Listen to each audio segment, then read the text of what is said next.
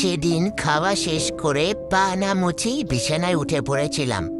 মাম্মাম বকা দিল, এই জন্য রাগ করে বিছানা থেকে খেতাটা নিয়ে বেরিয়ে পড়লাম। সোফাতে বসেই যেন রাজ্যের ঘুম নেমে এলো চোখে।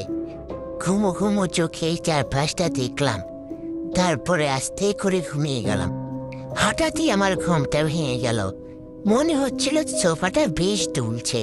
কি ব্যাপার, এটা কি আমার ভুল, না ঘুমের ঘরে এসব দেখছি? খুব ক্লান্ত থাকায় আবারও ঘুমিয়ে গেলাম, কিন্তু দ্বিতীয়বার ঘুম ভেঙে দেখলাম আমি পাশের সোফায় চলে এসেছি। এখানে কি এলাম বুঝতে পারলাম না। তারপরে আমি পানি খেতে গেলাম। পানি খেয়ে কিছুক্ষণ ভাবলাম যে এগুলো কি হলো আমার সাথে। নিজের মনের ভুল ভেবেই আবারও চলে গেলাম ঘুমোতে। কিন্তু আমি যা দেখলাম রাসেল ভাই, তা দেখার জন্য আমি মোটেও প্রস্তুত ছিলাম না।